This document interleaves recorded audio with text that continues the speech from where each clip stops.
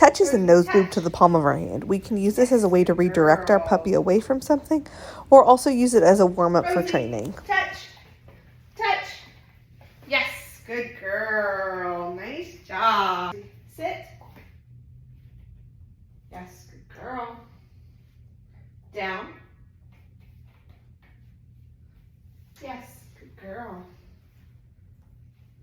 Sit.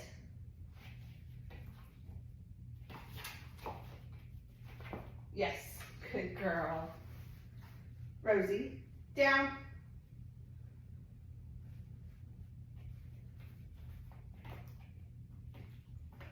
Yes.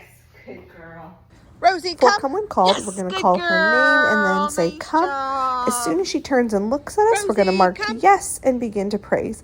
That yes, as soon as she turns to look, is super important. When she is moving towards us, we're going to praise, and reward her all the way. If she doesn't respond right away Rosie, after come. you said come, Yes, you're going to wait like you just saw in that last girl. video. Nice Make job. a noise, Rosie, come. something exciting Yes, to get her good girl, attention. good Mark yes when girl. she Nice turns to look, job. and then praise, Rosie, and reward. come. Yes, good Ways you can practice this are in the front girl. yard, Nice and then moving on to a long line in the backyard or at the girl. park. Rosie, wait. Wait and stop and don't go any further. So in this scenario, I've asked her to wait while I get a package off of the front porch. I don't care if she's in a sit, stand, or down position, or even if she wants to walk back through the house, as long as she does not go any further, which in this case is towards the door. Good girl. If you ask her to wait and she starts to move past that imaginary line you drew, you're just going to start over, just like I did here. You're going to back her up, ask her again to wait, and start again. Wait, unlike a traditional stay, does not need released unless you're going to let her cross that line. So in this scenario, I'm not going to let her cross the line because I don't want her to go out the front door. So I'm not going to release her. Yes, good girl. A scenario where I might want to release her is, as in this example, on the stairs. So I'm going to ask her to wait as I go up the stairs, and then if I want her to come with me, I can use her release word free to tell her that now she can cross that line Wait. or go up the stairs. Here's another scenario where we're going out on a walk. I ask her to wait.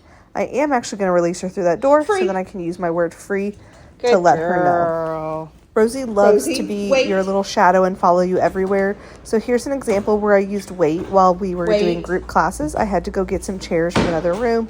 She was following me in and out of every room, and it was really hard Nice job, without shutting her in a room on accident. So I would ask her to wait so I could step inside, grab some chairs, and come back. Place means go there, lay there, and stay there until released. Just like with wait, her release word for place is free.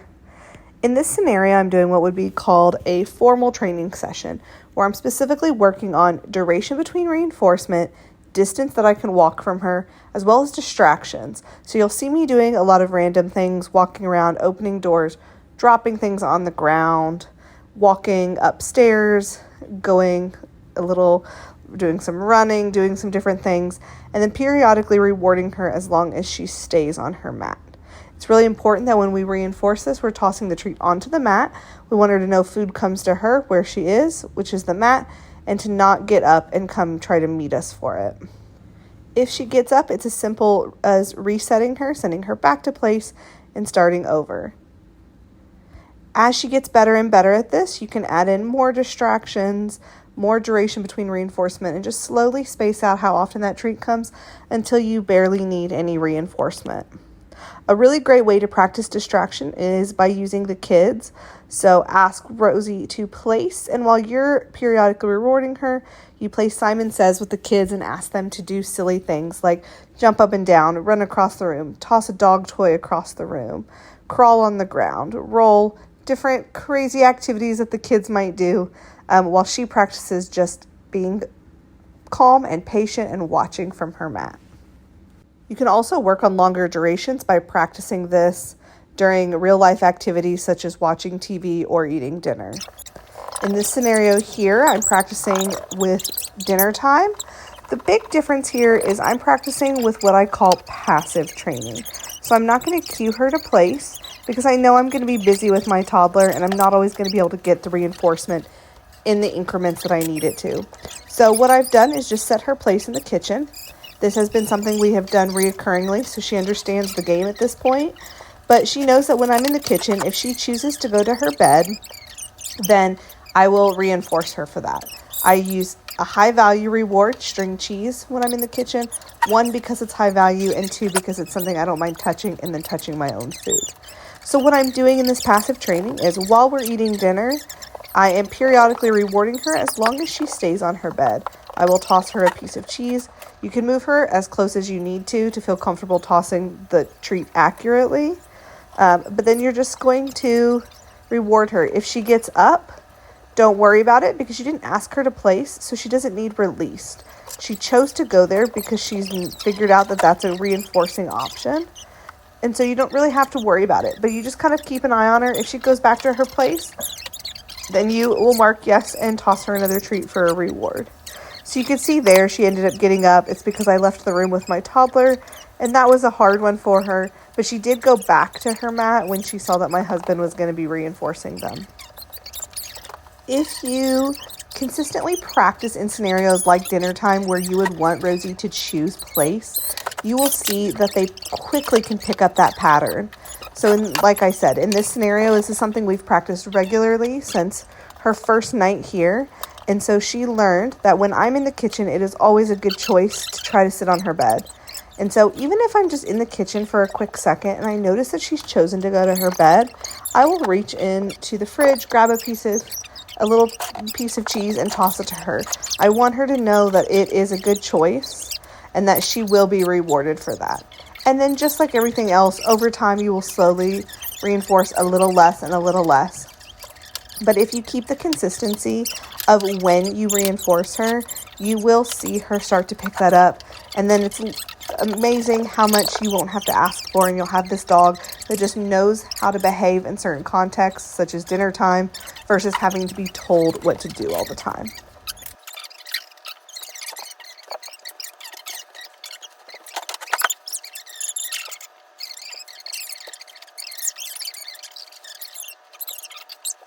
Leave it means do not touch that thing that you were headed towards.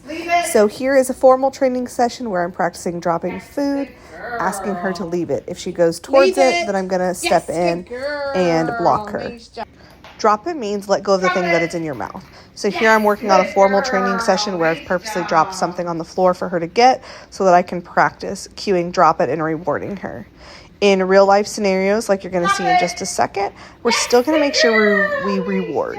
Even though we don't have a reward on us in the moment, we can still mark yes and then do what I call a praise party to the cookie jar so that she still knows that dropping the fun item she found is reinforcing. All right, so I'm out here on a walk with Rosie. Yes, good girl. And we're going to kind of talk about what we're doing out on this walk. So the main thing we're doing to work on her loose leash walking is what's called rewarding good choices. Yes. And that is when I see her walking the way I want to. So by my side or even in front with a loose leash, yes. Offering me attention, good girl. I'm going to mark and reward that. And I'm going to reward by placing my hand at my side so she has to come back to me. Yes, which makes all the good things happen back here next to my leg. So by rewarding all the good choices, we're encouraging her to continue those behaviors. Yes, good girl. And so the more you reinforce those, the more she is going to continue to offer those behaviors. Yes, good girl. I'm loving the amount of eye contact she's offering me right now because she has a tendency to be crisscrossy. And I'm noticing, right, she's going a little ahead, almost about to crisscross and then looking back at me. So that is wonderful. Good girl. Other things we're going to do is give her a chance to sniff when appropriate. Let's go. If she's pulling me into the yard like that, I'm just going to say, let's go. And we're going to keep walking. Yes, good girl. If she wants to sniff something in reach, that's fine. She was trying to pull me up to that bush, so I'm not going to allow that. Yes, good girl. So right now, I am rewarding 100% of the good choices still with Rosie, just because, like I said, crisscrossing has been a real issue for her with the walks. And so I want to continue to encourage this nice walking behavior. Did you get distracted by a leaf? And so we're going to reward right now 100% of the good choices. And then as she's doing better, you're just going to slowly wean down to 75% of the good choices, 50%, 25%, and so on, until you don't need to reward her so much out on walks. Yes.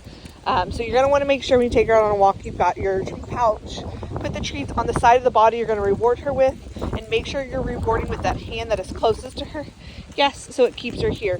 If I start rewarding with the opposite hand across my body, what you're going to see happen is that she's going to start crisscrossing even more. So we really want to avoid that. Good girl. Good girl. These leaves in the wind are a little distracting, huh? Good girl. So this is the main thing we're doing out on walks. The other cues that we've worked on out on our walks are let's go. And that is if she has stopped to sniff. Let's see if she wants to stop and sniff here. No? Okay. If she wants to stop and sniff somewhere, I'm going to allow her to do that. And then when I'm ready to move her on, I will use the cue let's go. So here we go. She's going to stop and sniff. And if she doesn't move on before I'm ready to go, yes, good girl. Okay, she already moved. She's ready to move on already.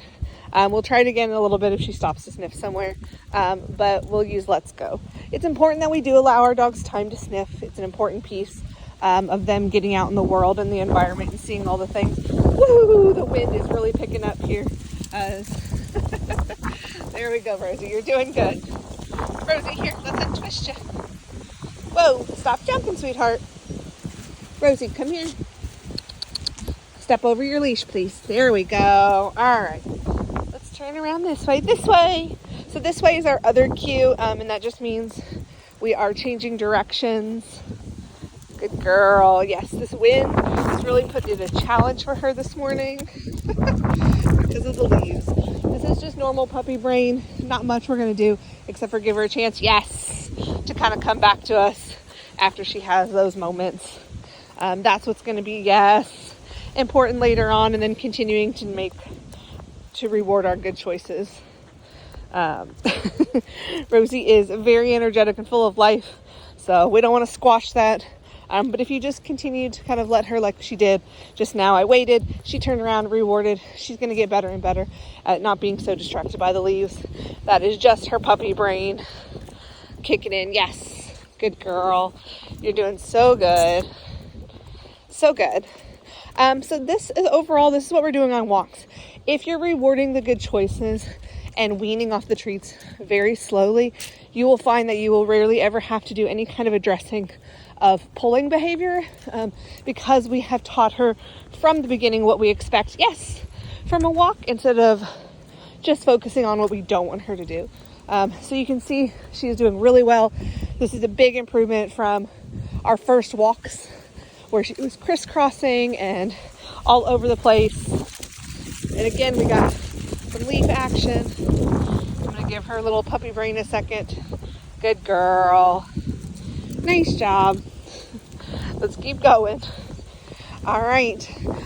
So that's it for the leash walking. Like I said, you can see she's made big improvements. So it's just at this point, keeping up the rewarding good choices mostly, and getting her out so she is able to practice as much as possible and practice all those good behaviors and good choices and be reinforced for those. Good girl, Rosie. Good girl.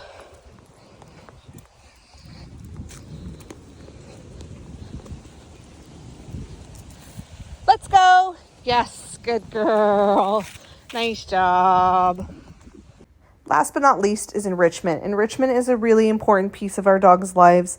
This is a huge piece in making sure that our pups are well-rounded and can be well-mannered in the house. So enrichment can look like making sure she's getting appropriate amount of napping, playtime with us or other dogs, outside time to just be a dog. So whether that's just rolling around, sniffing, playing, chewing a stick. Other forms of enrichment are puzzle toys like she's doing here. She's eating her dinner out of a snuffle mat. Meal times are a great way to just incorporate daily enrichment into your pup's life. And just a really easy way to incorporate that. So enrichment also can look like, right, time with the family, outings for social dogs. It's incorporating all that good stuff so that she has a well-rounded day. And that's a wrap on Rosie's training.